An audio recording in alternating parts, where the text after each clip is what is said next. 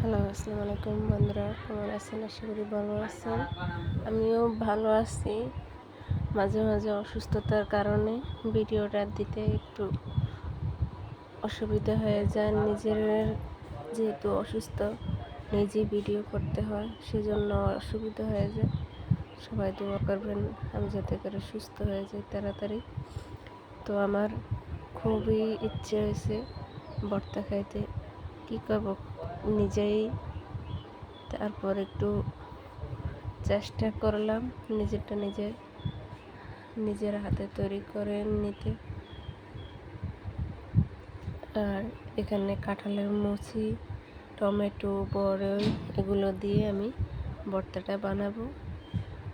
খুবই খারাপ লাগছে, তাই শুয়েছিলাম। তো যেহেতু এটা খাইতে ইচ্ছে হয়েছে, সেজন্য উঠে আসলাম। এভাবে চিকন করে নিচ্ছি। আগের বার আমি এভাবে বানিয়ে খাইছি, ঠিক আছে, কিন্তু তখন আরও অনেক কিছু দিছি, লাউ, তারপরে ধনিয়া পাতা, লেবুর রস, এভাবে অনেক কিছু আমি দিছি, কিন্তু সেটা মজা হয়েছে।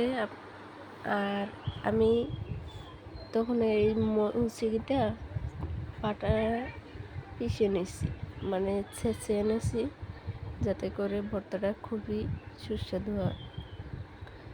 আর এখন তো আগের তুলনায় অসুস্থ আরও বেশি, সেজন্য পাটার মাঝে আমি পিষে নিতে পারলাম না।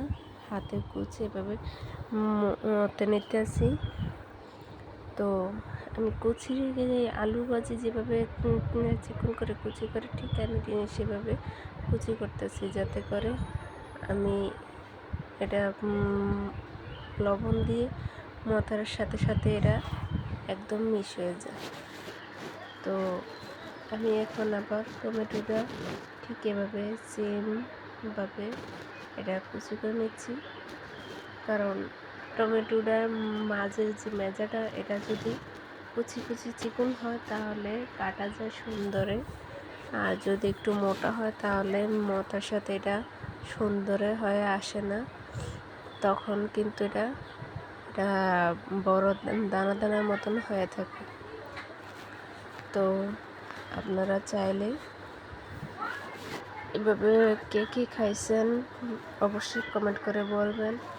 আর আমি দেখেন অলরেডি এগুলো বানানো হয়ে গেছে, কাটা হয়ে গেছে। এখন আমি লবণ দিয়েছি, লবণ দেওয়ার পর পরিমাণ মতন আমি লবণ দিছি।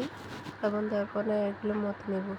আর বড়িটা এটা ছেঁচো করে নেই, এই কারণে বড়িটা নরম, মতার সাথে একদম এটা কেটে যায়, আর প্রয়োজন হয় না ছেঁচো করা। যেহেতু একটু নরম পাকা বড়ই, সেজন্য আর দরকার নেই পাটার মাঝে ছেঁচো করা বা কাহিলের মাঝে ছেঁচো করা। তো এই জন্য আমি হাতেই মতে নিচ্ছি। তো এভাবে আমি লবণ দিয়ে মতার পর কিছুক্ষণ এভাবে ভালো করে মতবো, যাতে করে রসটা বেরিয়ে আসে সবগুলো থেকে। রসটা ভর্তার মাঝে যদি একটু রস হয় তাহলে খুবই ভালো হয়। তারপর আমি মরিচের গুঁড়া দেব।